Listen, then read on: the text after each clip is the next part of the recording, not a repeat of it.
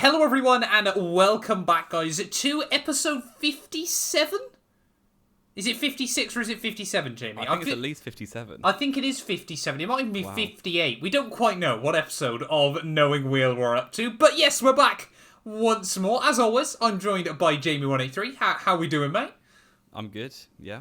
A little break week this week, obviously, from the races, but we've got a lot to talk about anyway. Yes, yeah. And I mean, obviously, if you missed out on last week's show, we definitely recommend going back and checking it out. We kind of had a bit of a rushed episode of the Monaco Grand Prix. So, you know, we've kind of got a few little bits and pieces we want to discuss from the weekend still here today. But, of course, as always, there will be timestamps linked down below. So, you know, if you're only after one specific thing, then obviously you can just fast forward ahead to that. As always as well, check the other links down in the description below. You know, if you're interested in checking out Bybit, that would be massively, massively appreciated. F1 Store, Fanatec as well. Now we've got an affiliate link with them, so you know, if you want to try and buy some gear like I've got, I don't think it's actually in the corner of my shot on the show, then definitely check out that one. Clips channel, the podcast on Spotify as well. Obviously, that's the big one as well. And yeah, we cannot thank you guys enough. I think now we've crossed over 3,000 streams on this plucky little podcast as well there. So a massive thank you to everyone that is continuing the sport.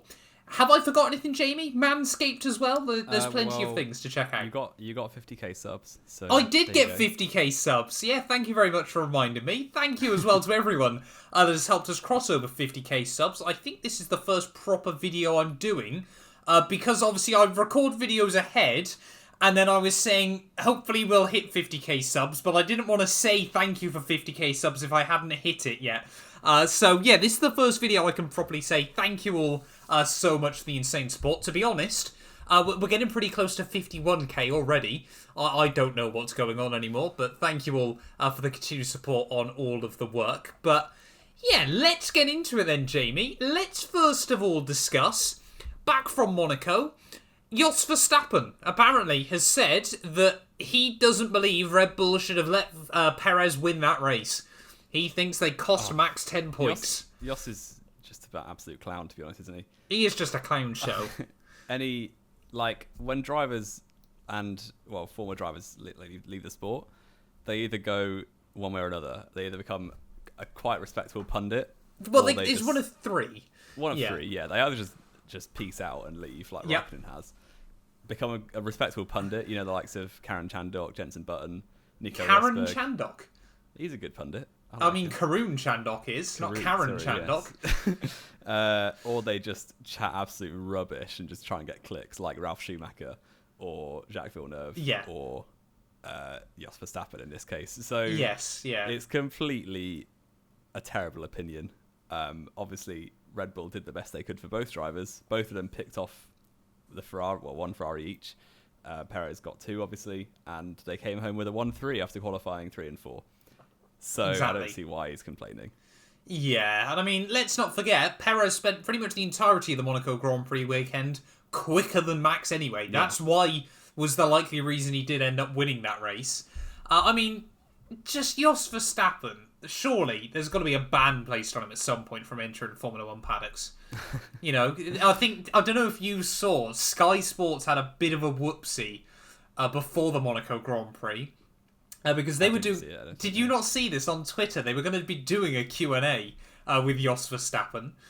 And of course, most of the questions were not ones I think you'd want to ask Jos, to be honest. Not the best with history. I think they did manage to get about 3 decent questions out of it, out of about the 100 that were asked. Because, I mean, a lot of people are a fan of Max Verstappen. You know, Jamie is one of those people. Yep. There's very few now that still... I mean, when you see the occasional person try to argue Jos Verstappen's case anymore on Twitter, he's just a complete and colossal penis, isn't he? It's just... He's an absolute tool. I don't see how anyone can have the time of day for him at all. But there we go. I think he definitely deserves a nickname similar to... You remember Ricciardo Rossit Tossit? No. Do you not remember Ricciardo Rossit Tossit? No. Do you remember Ricciardo Rossit? Yeah? His nickname was, Rossit Tossit. I reckon we have Toss Verstappen. Right. The viewer discretion is advised for this podcast, by the way. Yep, exactly. We're going in hard this week on Jos Verstappen because he is just a apocalyptic dingleberry. Yes. And we don't like him, and neither should you. At the end of the day, who leaves their child at a petrol station? That's an absolute pluck out of the dark to bring that one up. Well, yeah, he just frustrates me. It's better than you saying Sebastian Vettel was going to get arrested a couple of weeks ago. I don't remember saying that. That was at Spain for copying the Red Bull. Oh, yeah. Well, you never know. But, yeah, Jos Verstappen, ignore anything he says. Yes, pretty much. Yeah, avoid him like the plague, I think, is just the best piece of advice we can give. Let's just rewind back, though, to Monaco, Jamie. I've been trying to come up with some ideas this week, how we can fix the Monaco Grand Prix. Now, normally, I kind of think of these ideas up on the spot when we get to a podcast, and often you pluck holes into them. Right. This time round, I've thought of a couple of ideas, and I've actually trialled them out on a couple of other people. Now, I'll be honest, the market of people I've used so far was my mother and my grandmother. Right. So maybe there's still a little bit of bias the criticism involved. Won't be there, yeah. Yeah, the criticism might not be fully intact, but I've come up with an idea to fix the Monaco Grand Prix this week, and I want you to hear me out. Okay. Now, first of all then, Monaco. Objection. What?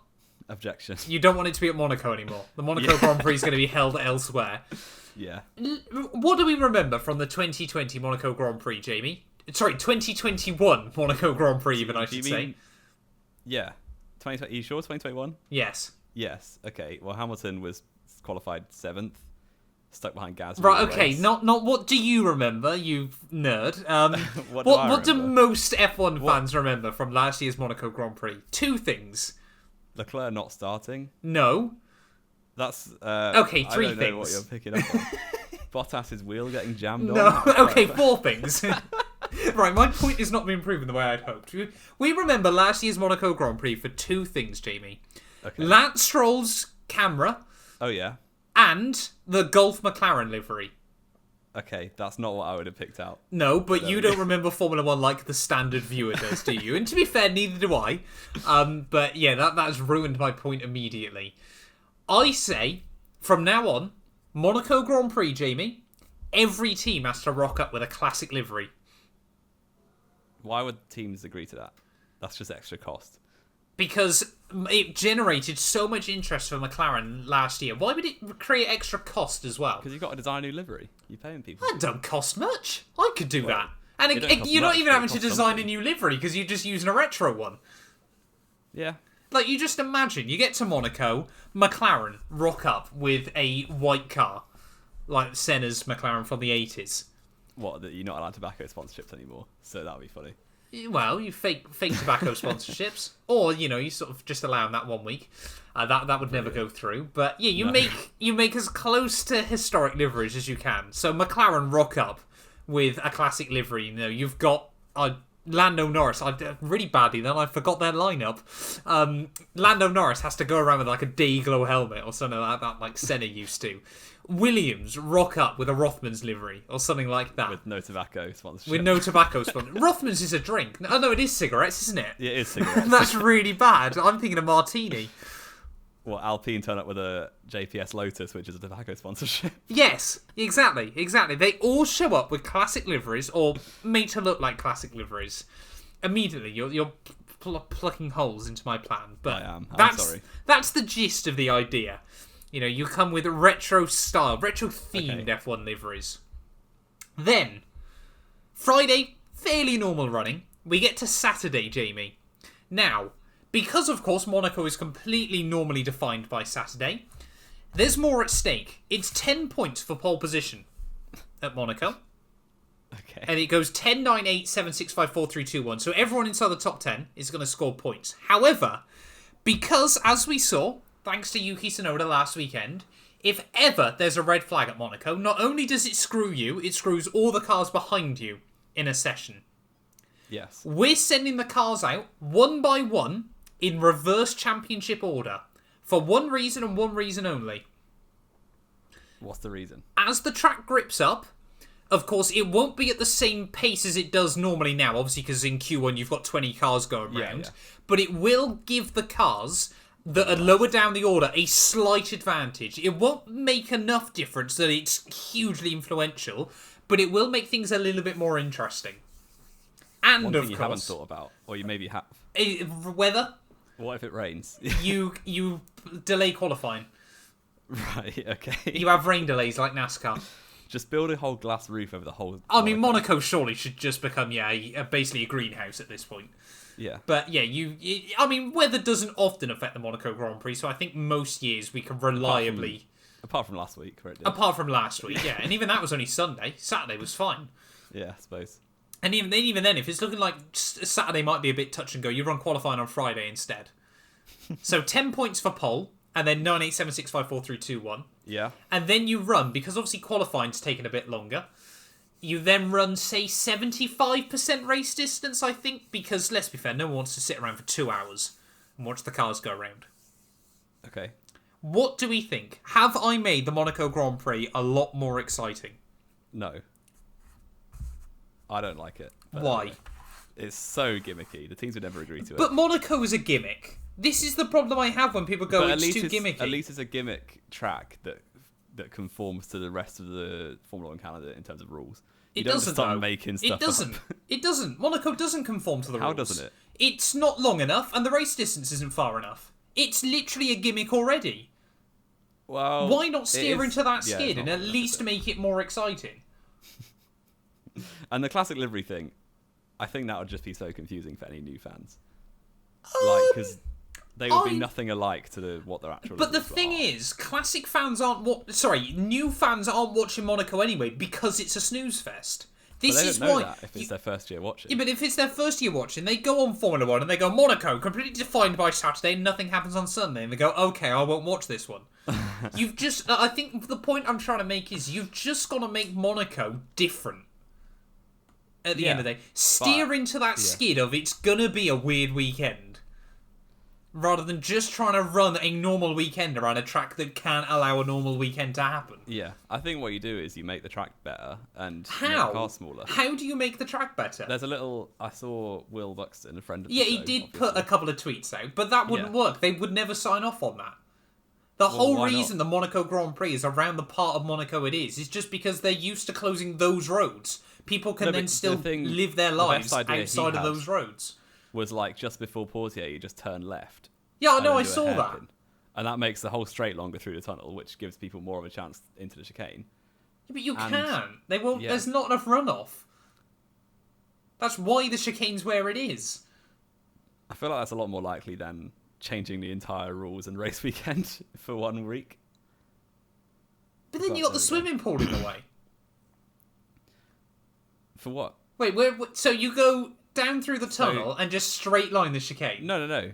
You just do the chicane like normal. Eh? So you turn left at Portier and then do a hairpin and come back. What, so you go round that little roundabout? Yeah. Well, it's not going to make much difference. It would make it a traction zone rather than just a slow corner into the tunnel. It's already a traction zone. Not really. I mean, it doesn't sound as fun as my idea. It sounds a lot more reasonable and something that might actually happen rather than...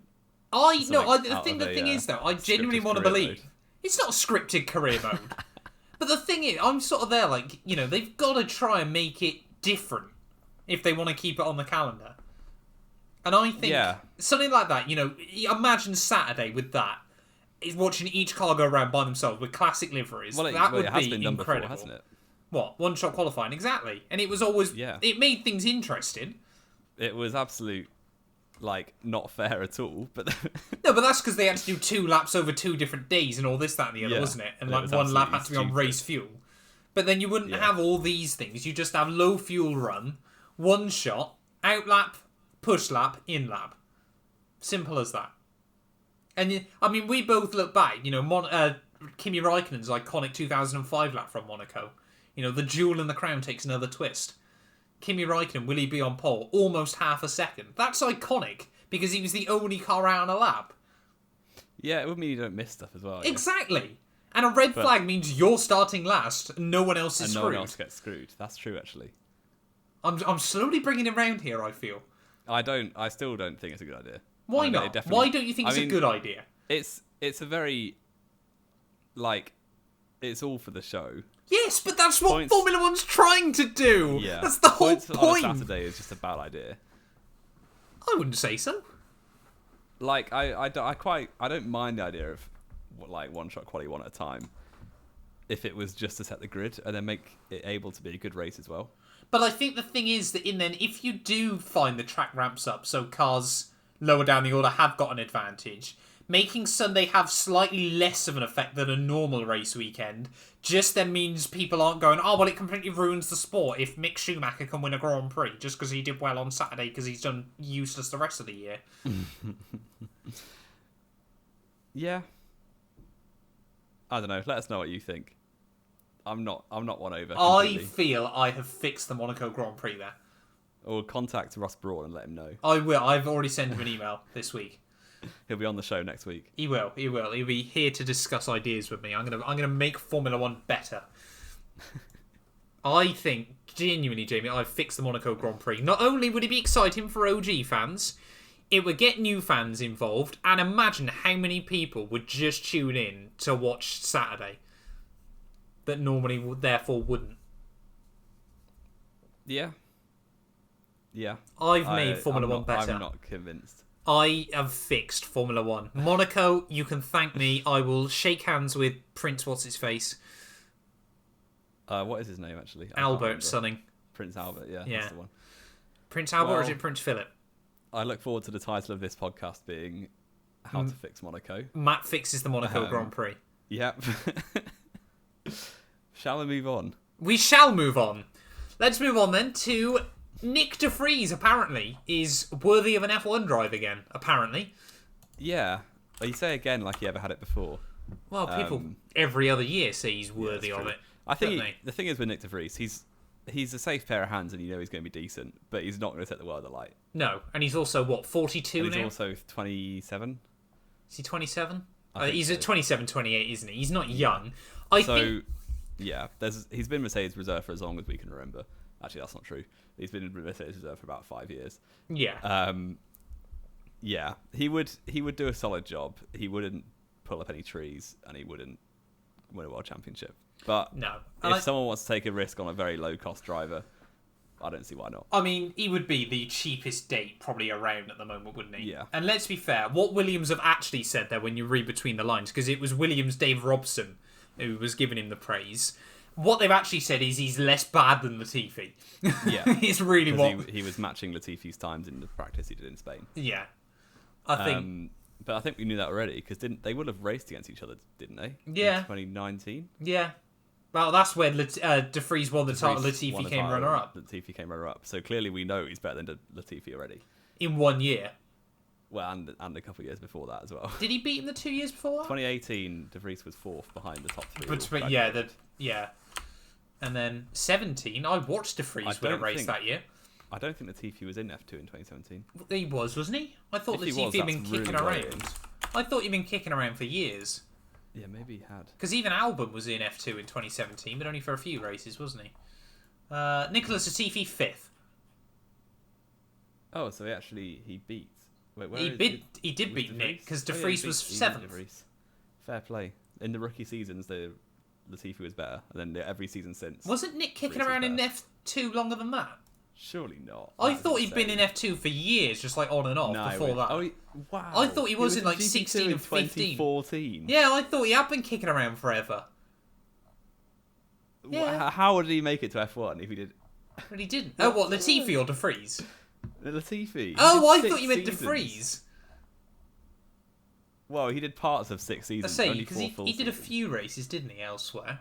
That's mad. Yeah. But yeah, De Vries is decent, apparently. Yeah. We knew that he's slightly less bad than Nicholas Latifi. Yeah, so he might be the 19th best driver on the grid. Well, Oscar Piastri. Well, yeah, he's definitely better than Latifi. We need and De Vries. Yeah, probably. Oh, yeah, I'll give you that. He is. He just is, Jamie. Come on. The experience would play into it, I think, a bit. But... Yeah, I don't think Alpine are suddenly going to be selling off Piastri to Williams. I think, Nyck De Vries might just be, if they are now fully stable down at Williams, you'll take all the Canadian money and then bin him off for someone slightly less bad. And then just hope Mercedes give you a lot of parts for the rest of the time. Yeah. I mean, I'm still under the impression that we might see Williams go down Red Bull powertrains and become another Red Bull... That would be interesting. Another Red Bull organisation. Well, they've been powered by Honda in the past, but that was obviously many years ago. And Renault. Yeah.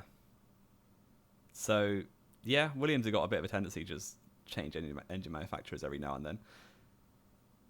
Yeah, I could see that. And then obviously they've got the connections with Albon. Exactly. This is why I think Red Bull are pushing it. I think there's Red Bull pushing it more than Williams. I reckon Red Bull are willing to go, you know what, actually, we'll give you some cheap power units. You know, we'll give you a few more parts that we can. Because obviously AlphaTauri don't use very little at all now from Red Bull, do they? They're kind of their own team entirely, within reason. I think we could see Williams kind of lean, you know, maybe get a bit cozy with Christian Horner. You know, then maybe you've got, three teams powered by three Red Bull teams. 3 Mercedes, 3 Ferrari. Teams, but then no other teams would have any junior team. Red Bull have effectively got 2. I guess Ferrari and Alpha. And Haas. Yeah, and Haas. That's Ferrari true. still have a bit more. Just Mercedes don't know how to manage their young drivers. Well, Mercedes, let's be fair at the moment, haven't really got any young drivers. Fred Vest is a bit mediocre. I think even that's probably a compliment for the F2 year he's had.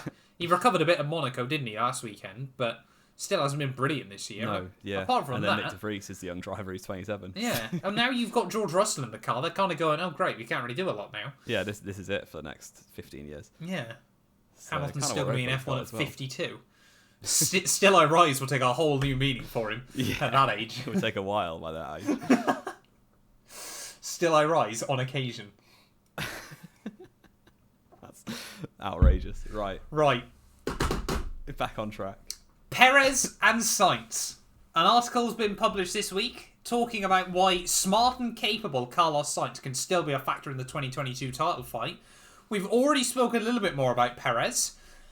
Do we think these two could actually battle it out with their teammates this year? I don't see it, personally. In terms of long-run championship fight, I just don't see it. Because I think the normal races that we've had, which obviously, like on normal tracks where it's easy to pass and pace is just what defines where you are, Leclerc and Verstappen are so far clear of everyone else. Like, I remember the start of Miami when Perez and Sainz were third and fourth, and Leclerc and Verstappen just drove off. Same in Saudi. Similar happened in Spain, if I remember correctly. I think, until Verstappen just drove into gravel for the laugh. But, I think one-off races, kind of what we saw last year with Perez and Bottas almost. Like, they'll both get wins. Perez already has one. I think they'll get more. And Sainz certainly, I think, will break his duck for race wins, but I really struggle to see how either of them wins a championship with the teammates they have. Yeah, and this is kind of the horrible thing, isn't it, as well? Because I think we both can probably accept that neither of them are going to be capable of going the distance. I think, to be honest, sort of pre-season, it was the whole discussion really, wasn't it? Was, you know, if Ferrari have got a quick car, are they going to have issues with Sainz and Leclerc being so even? Leclerc has come out the gate just ready for a fight this year, after obviously what went wrong last year. And I think we can both sort of accept, you know, on reflection, we like to sort of big up Sainz last year, and he did have a good year, helped by the fact, you know, Leclerc probably didn't have a particularly brilliant year, and of course every other driver that had moved teams really struggled where Sainz didn't. But yeah, I think he was a lot more on top of the car last year than he was last year's car suited him as well. It was probably a best case scenario for Sainz and Ferrari. You know, it's not discussed much elsewhere. Ferrari were very accommodating towards him. Whereas, you know, it was like he was saying, you know, Ferrari were allowing him to use his McLaren clutch and things like that. Or, you know, obviously on like the paddles. Yeah. And obviously Ricciardo was going, I never got any of that. I just had to jump in and adapt. Which he didn't do very well. Which he still isn't doing, and we'll discuss that further in the episode.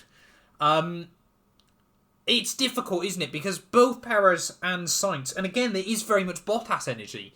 They give you those glimmers of hope where one weekend you think, how is this guy not World Championship material? But it is just glimmers of hope, unfortunately. Perez has done it more this year. He's definitely been better this year than last year, for sure. But it's also helped by the fact, you know, this is the first time he's ever been with a Red Bull car that he's helped develop. Yeah, and Max has had a lot of bad luck, which makes the gap look a lot smaller than it should be. Yeah, but Perez hasn't been just all plain sailing. No, but he's only had the one DNF. He's only had the one DNF to Verstappen's 2. I agree. Should have won Saudi, though. Yeah, that's true. Let's not forget that. Yeah. So not only did he lose 10 points there, Verstappen also gained 7 because of it. And that pretty much obviously negates a DNF. Well, Perez lost 13 points because he went from first to 4th. He did go 4th, wasn't it? Yeah, so really, Verstappen pretty much gained a DNF's worth of points there. I don't think the gap's much more than it should be. Yeah. But then, people bring it in Spain. I think Verstappen would have won that anyway. Verstappen, I think we can both accept Verstappen probably would have won that anyway. Yeah. But I don't genuinely believe the gap is, probably more than 10 points either way, more than it should be fairly? Maybe not. I think that once we get to more normal circuits, like week in, week out, the summer period will really define a season like it always does. Yeah. I think you'll just see Verstappen and Leclerc being so relentlessly consistent. Exactly. We'll have to wait and see sort of how that happens. Whether we'll sort of see them, go to their Hamilton-Verstappen battle levels last year. But even then, Verstappen had such a dominant car during the summer stretch. He did. No, you can't deny through both Austrian Grand Prix weekends. Not only obviously is it a very good track for him and a Hamilton-Mercedes bogey track, but those few races, Red Bull did have a stronger car. Yes, they did, for a lot of that period. I think we'll have to wait and see, though. But not only do we not, I think it's fair to say either of us believe Perez and Sainz can probably go the distance. At some point soon, decisions will have to be made. And unfortunately, I don't think either of them will be allowed to go the distance. I think Sainz is less likely to have direct team orders against him. I wouldn't be so sure. Ferrari are known for being a bit... Yeah, I feel like he'll be less Fernando is faster than you. He'll be less accommodating to the team orders than Perez is. I'm not sure now. I think after Monaco, I wonder if Perez is thinking, you know what, actually, I'm going to go for this. Well, he's a Baku specialist as well, so you never know. Exactly. He's good at Baku. It's another street circuit. We could... Quite possibly, this isn't impossible, Jamie. We could quite easily see Perez leave Baku championship leader. Really? Let's say Verstappen and Leclerc do what Hamilton and Verstappen did last year. Why? Perez takes the win. It's Baku, mate. Let's say it's not impossible. I wouldn't bet on it, but it's not impossible that we could be talking next week about Sergio Perez, a championship leader. I'll take £5 if that happens. Like I said, I wouldn't bet on it. Right, okay, we're not. But I'm not saying it's impossible. Yeah, we'll get onto our Baku predictions later. But yes, Perez is good, but I don't think he's still behind Leclerc as well, isn't he? But not by much. Not by a lot. But yeah, there we go. Let's talk then, Jamie. The other really sort of big news that keeps doing the rounds over the last couple of weeks. Let's talk drivers that still aren't delivering. We actually did this pre-year, didn't we? We did 3 drivers that we felt really needed to deliver in 2022. They were Yuki Tsunoda, who, let's be fair, this year has done a good job. He's been helped by the fact Gasly has really had a rough start to the year, but I think horrendously unlucky, and that as well, yeah. But I think, Tsunoda was very open with the fact last year, and I think we kind of said this before last season as well, he probably got pushed into Formula 1 a year too early. Yeah. And now kind of understands the weight of what he's got to do, when it comes to fitness and things like that. He's come out this year looking strong. Yeah, he has. And he's definitely doing well enough to not be sort of questioned at the moment. Yeah. There's 2 other drivers, though, we spoke about last year, Jamie. Can you remember them both? I think one was definitely Ricciardo. I think one was Seb. It was. Spot on. Yeah. Now, Seb as well, we can probably just sort of squash any... Before we get a lot of angry people in the comments going, you can't not say Seb, he's wonderful and he protects the bees and goes on TV and all that. Seb is doing a perfectly good enough job at the moment, isn't he? A bit like Tsunoda. He's not setting the world alight as much as some people would like to think. But he is doing a good enough job to completely warrant a seat for next year. Yeah, if he wants it. If he wants it. That's another thing. Ricciardo, though, on the other hand, It's not looking good, is it? Many rumours. I think that obviously F1 silly season always kicks off around this sort of time. That's all there really is up for debate. Well, there's one more. Well, yeah, but Ricciardo's the main one, I think. Ricciardo will be the one that sets off the shuffle. Yeah, because if, like, Zach Brown has been less kind to Ricciardo, I think, recently. Obviously, we see for the past 18 months, it's all been like, oh, he's adjusting to the car, we'll give him time, he's a very good driver. Yeah. More recently, it's been, we're paying him an awful lot of money, he's not really delivering. We pay you a lot of money to get time out of this car. Yeah, which he isn't really doing, and especially when there's a lot of drivers who would happily take that seat for a lot less money and do an adequate job, or equally as good as Ricciardo, quite easily. It's question marks over whether he stays, but yeah, it's a really weird one because not even that long ago his stock was so high. I remember in Renault, back then, he was delivering very well. Like, I don't think it was quite the levels he achieved at Red Bull, but still. It's always difficult to tell, isn't it? Because he did do really well at Renault, especially during 2020. Yeah. Helped, of course, by the fact that Ocon didn't really have a good year. No, he was coming off the year out, wasn't he? So, and even then, Ocon had a better best result than Ricciardo. Yeah, but that was so lucky. That was horrendously lucky. The P2 in Sakir, which was completely undeserving. But yeah, Ricciardo. Oh, I wouldn't say that. Well, he did a one-stop. Sainz, Norris, like everyone deserved that over him. And obviously, it only happened because both Mercedes got screwed as well. Oh, right, okay. I think, he did everything he needed to and got a result that I felt was fair, but apparently not. It's just because you don't like Ocon. Yeah, that's true. And even I'm not a fan of Ocon anymore. I used to really like him, but slowly but surely, as he goes into Alpine... As he tried screwing Hamilton about 4 times at the weekend. When was this? In Monaco. Oh, in Monaco. I had completely forgot about that. I was thinking, when did he do that last year?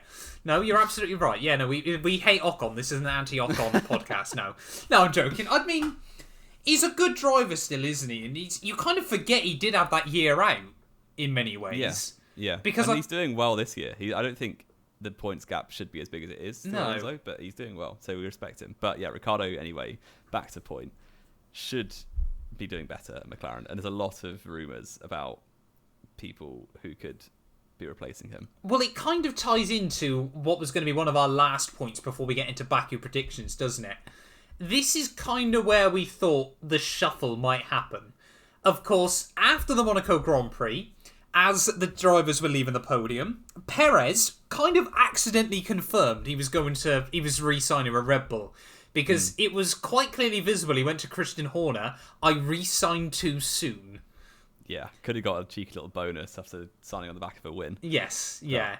Now, let's be fair, I don't think any of us, unless Perez suddenly turned around and was useless for the rest of the year, none of us were really going to question he was going to re-sign with Red Bull. Yeah. But it does mean there's one man down at AlphaTauri who spends a lot of time liking things on Instagram. I can't imagine he liked that post. Oh, he did. Did he? Everything is liked by Pierre Gasly, come on. Oh, Pierre, I love you, man. But so he's looking for some sort of way out because he's just stuck in AlphaTauri rotting at the minute, really. Well, he's signed for the end of next year, isn't he? I don't think he is. I think it's just the end of this season. I thought he was signed to the end of next year. Let's find out. I'm trying to find out now quickly. He's on $5 million a year. With Gasly, we still have until 2023. Yeah. So this is technically his last year. I mean, if he can't find anything better, I think AlphaTauri would probably keep him. I think it is the end of 2023, looking at it. According to Helmut Marko, we'll likely lose Gasly after 2023. Wow. And that article was posted 2 months ago. Oh, fair enough. But even so, he's on such a low contract. McLaren could buy that out. Buy out. Yeah. Yeah. So I think Gasly to McLaren, I think that's a reasonable bet. Like, we did our 2026 predictions a while ago. Yes. I think we both had him in Mercedes eventually, which I still think will happen. But he just needs to stick around long enough for Hamilton to leave. Yeah. And maybe going in the McLaren Mercedes is a good stepping stone to that. Possibly. This is the kind of... I'm going down a different mindset of, I think if he goes to McLaren, that might be him closing the door to go into Mercedes. Well, I mean, it would be harder to get him out of McLaren than it will be to get him out of AlphaTauri. Yeah. But even so, I think once Hamilton goes, there's no obvious candidate if they want a subservient number 2 to Russell by then. Yeah, and I mean, would Gasly be a subservient number 2? I think he's... Maybe not out of choice. Fan. Yeah, I don't think he's got the pace to run with Russell all season. No. But he'd be like a Bottas character where he's quick enough, but not quick enough to get in the way. I reckon I don't know, actually. Now you've said that. You think last year he ran a really good campaign. He did, yeah. But his race pace was always worse than his quali pace. He definitely had a very good qualifying car, but I don't think he's quite as good as Russell. Is the other thing. Which I think suit Mercedes very well. I don't think he's as good as Russell, but I don't think he's that far away. Actually, I don't know. I think you give Russell a bit more time, because I think the other thing we always forget is Gasly's old. He's not old. He's 26. That's old. I mean, Hamilton got into F1 at 23. Yeah, but that was 15 years ago. 26 is not particularly old for an F1 driver. It's not old for an F1 driver, but it's not young anymore. No. But yeah, I think if Ricciardo goes, I think Gasly would be the obvious replacement. Yes. Unless they want to take a gamble on Piastri, which I'm sure you'd love to see. I would pay good money for that. And I think, McLaren... Right, here's an idea then for you, Jamie. Let's say Ricciardo has an awful rest of the year and decides, you know what, I'm going to go race in NASCAR or something like that. Right. Yeah. They give Piastri a 1-year deal, but they put a deal in principle with Pierre for 2024 when his AlphaTauri contract runs out, that if Piastri doesn't deliver, then he's basically got a free seat in that team. They wouldn't drop Piastri if you had the chance, would you? If you put him in for a year. If say he doesn't deliver, he has a nightmare year. Like I'm trying to think. Don't think which Piastri F2 champion did well. Mick Schumacher really at the moment. Sorry, were you saying which F2 champion came in and absolutely had a shocker? Yeah, Jolyon Palmer. Well, Giovinazzi, I was thinking, but he wasn't. Actually, no, Stoffel Van Dorn. Gio won it. No, Gio didn't. Gio definitely won it. He was run up to Gasly 2016. Didn't he? I swear he won it 1 year. But now saying that, I can't work out which year it would have been. Palmer was 15. Gasly 16. Gasly was 16. It was 17. Leclerc. No, it was Leclerc. Van Dorn was 2014, was he? How old was Van Dorn? It must have been, yeah. That's mad. Wow. Yeah, Leclerc 17. Russell 18. Yeah, it must have been. Gio was already in F1 by then, wasn't it? Yeah. Okay. Okay. Anyway, I think if you got Piastri in your seat, no one would be putting in deal immediately for ways to get him out of your seat. Let's say then, let's add to that then, Jamie. Let's say Piastri runs a good 2023 campaign. Alonso decides that's it. I'm calling it a day now. I'm not going to win that third world title. And Alpine are willing to pay McLaren big money to get him back. Yeah, I can see that definitely. The pieces all start to fit the puzzle, don't they? Or, I still think, I said this in the 2026 video, go and check it out, but once Red Bull get bored of Perez or he gets too old to be good, I see Lando Norris in that. I said this! I said that as well. I've said this for so long. I still firmly believe Lando Norris will be the key to Red Bull having 2 top drivers. Yeah, and whether they want to manage that, I don't know, but he would do a stellar job. Because the only other thing I can think of is maybe Lando goes to Merc? I don't think they'd want a Hamilton-Rosberg situation with Lando and George. But I'm not convinced they would get a Hamilton-Rosberg situation. Oh, if it's just them two fighting for a title, they absolutely would. If it's just those two fighting for a title, potentially. The thing is, what worries me is I just don't see a world in where McLaren are championship threats still. Unfortunately. And I just think, Lando Norris deserves that shot at the world title. Lando will have to go somewhere, yeah. But I can't see him ever going to Ferrari. Yeah, unless something major goes wrong with their current lineup, I don't see that.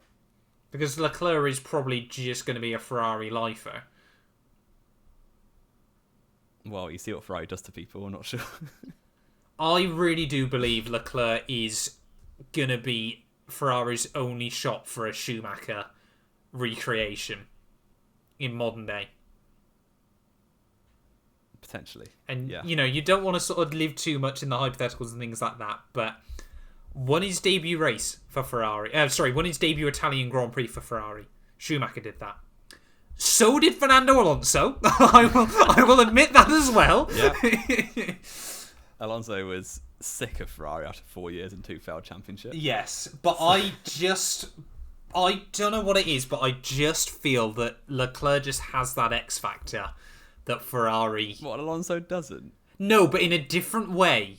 The thing is with Alonso was he was never going to be a Ferrari lifer because of Alonso.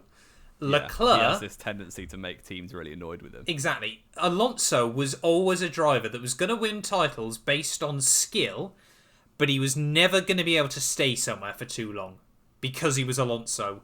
Leclerc has been completely set up from junior formula to win titles with Ferrari. Yeah. And we've never really seen that anywhere else. Well, because even Schumacher wasn't. Not with Ferrari. Not with Ferrari, no. But that's what I mean. I'm talking about Ferrari specifically, because Hamilton was at Mercedes, really, when you look back at it. And Russell, yeah. I mean, this is what always I find funny when people go, it's Hamilton made such a gamble going to Mercedes in 2013. It was highly likely he was always going to end up there. He was never a McLaren junior. He was always a Mercedes junior. They always wanted Hamilton Rosberg. He was signed to Mercedes. But Ron Dennis was the one who, was credited with discovering him. Yeah, but he was Mercedes-backed throughout his entire junior career. Mercedes only had the influence to get him at McLaren was because they were powering McLaren. Hamilton was always a Mercedes driver. He's been with Mercedes since he was 13. Wow, didn't know that. Yeah. But he still took a gamble going in 2013. He couldn't have known. But the thing was, Mercedes knew what they were doing ready for 2014. They knew. I don't know if they knew they were going to be that good. I think they had a very good suspicion that they were on for something in 2014. And he just had to sort of get that year in and get settled in with the team. We have gone very off track here. Yeah, we're absolutely waffling. Should we actually talk about what we're meant to be talking about? Let's talk about the other man who is not looking great at the moment still. That is Mick Schumacher. Now, do we think he will be with Haas in 2023? And why is the answer yes, just because Ferrari don't have any other juniors in F2 at the moment? The thing is, if Haas keep on being good and respectable, obviously if it was just a seat filler, an absolute waste, then no one would want to go there. But right now, there's probably other drivers eyeing up that seat. Do we reckon Felipe Drugovich, with some of that Brazilian money... Well, yeah, that's the thing. He has had a fantastic F2 year so far. Yeah, and it's taken him 3 years to get his feet under the table, but he seems to be doing it right now.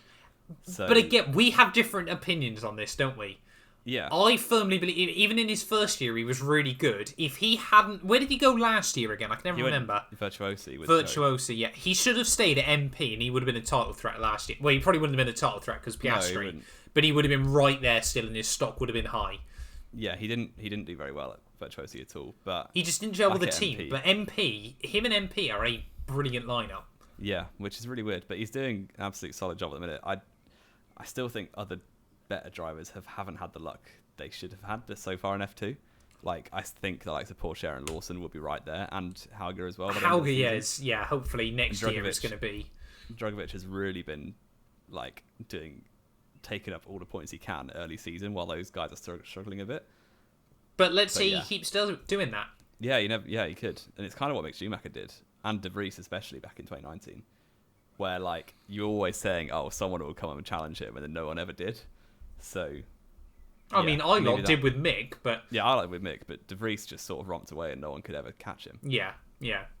So it'd be interesting to see what happens. But yeah, Drugovich, you never know. Someone like him, if Sauber pull the trigger with Porsche getting him into the seat, I could see Joe going to the Haas. That's another good shout. I'm sure, they've already slept with the Russians. I'm sure they'll sleep with the Chinese down at Haas. If it comes to it. It's very much in F1's interest as a whole to keep Joe in F1 just for the Chinese Grand Prix in 2023, really. Which is obviously nice for me. I mean, this just boils down, doesn't it, Jamie? At the end of the day, I'm going to say it. I know we always say it. Alpine need a bloody junior team. How many times can we say this? Yeah, it's true. Why won't Alpine get a junior team? I don't even know. Who's Alpine Junior in F2 at the minute? Obviously, they got Piastri. Lundgaard's not there anymore, is he? Kyle Collet. Kyle Collet. There, but he's in F3. He's F3 still, isn't he? Yeah. He's F3 still. Yeah. Alpine Junior. There's someone good, but I can't remember who it is now. I mean, Kyle Collet was Victor pretty Martins is doing good. Victor Martins, yeah, he's having a good year Jack so Doohan, far. He's the one. Yes. He's the one. Yeah, Jack Doohan is another good driver. Good driver. Yeah.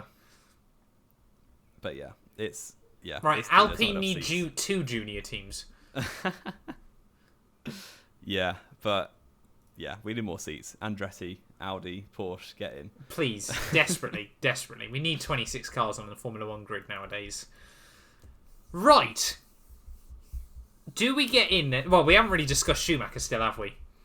Well, I think he probably will be, but that's because F1 teams are boring. Yeah, and whether there's an element of, Ferrari sort of want to keep him around as well a bit, you never know.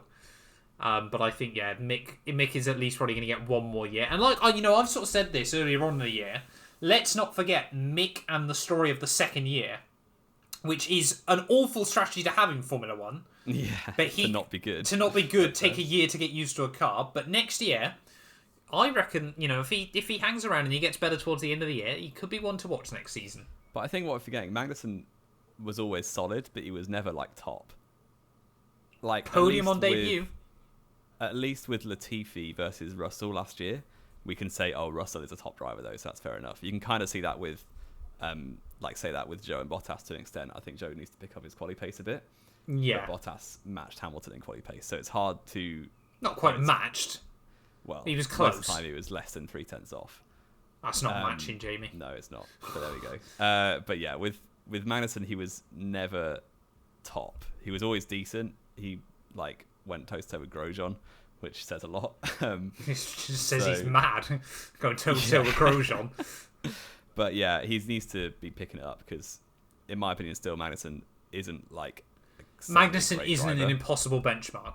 No. Or not that we're led to believe anyway. No. But, yeah. Do we get into Baku predictions, Jamie? We've had quite a nice, chill, waffly episode this week, haven't we? It's been... I imagine to listen to it's been horrendous. It balances out from Monaco last time, doesn't it? Yeah. Baku predictions. I'm absolutely smashing you. Let's just remind everyone of that. And this is my final guess as well to go first, isn't it? To go first. So it's currently 29 to me and 19 to you. Oh, right. So, and we'll just remind 2 points for a bang-on prediction and 1 point for correct, but in the wrong position on the podium. Right. I am going to say Verstappen pole. I'm going to say Verstappen, Leclerc, Perez. Okay. That's... I don't want to be boring, but I'm going to have to be. Because I'm going to say Verstappen pole. Yeah. In fact, I'll go a bit... Yeah, why not? You got 10 points to play with, mate. Verstappen win. Because... So you're still guessing the same as me? Yeah, should have won last year if the Pirelli knew how to make tyres properly. You're going to say Perez P2? For Perez P2. Okay, Red Bull 1-2. Red Bull OP. Imagine me saying Red Bull are going to get a 1-2. Who would ever... Who would have thought that? It's not like you're sponsored by Bybit or anything. No. Do I throw a rogue one? It's obviously going to be Leclerc, but I'm going to say Russell. Why not? Okay. Big up Ferrari nightmare.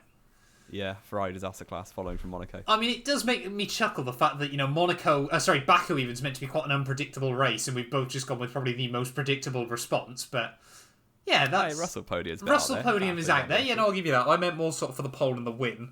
You're just not giving me a chance to close up points at all. Well, I think that Red Bull should have the fastest car. They should do. Massive straight. Yes, exactly. That was my thinking entirely. Yeah. Anything else to add, though, Jamie, before we round out? Let us know your top 3 down in the comments below, sorry. Predict yourself. Predict Let yourself. Us know how stupid you think we are. Yeah. Tell us where we can go fund an Alpine Junior team. Have I forgot anything? Has anything been put on Twitter in the last hour? Oh, yeah, that's a good shout. Let's have a quick look. I don't believe so. we're safe this week, are we? Although I did see a stat that Mercedes haven't had a DNF yet this season, which is interesting. Yeah. Because every other team has. Yeah. And every other team's had 2. Yeah. At least. Mercedes OP still. Yeah. They know how to run a team, just not how to build a car anymore. Exactly. Oh, how the tables have turned. Right. Yeah, I think that about wraps us up. That, I think, is going to do us then for this week. Thank you all to everyone that has somehow listened all the way through. As always, we do just do this podcast for a bit of fun, but, the support is always really, really nice to see as well. For us, it's really just, a chance to waffle about Formula 1 for an hour each week, which is always quite nice. But yeah, we'll be back then next week out ready to review the Azerbaijan Grand Prix. Could be a spicy one. We'll have to wait and see. We'll be back very, very soon with more Knowing Wheel. I almost forgot the name of our own podcast then. That was terrible.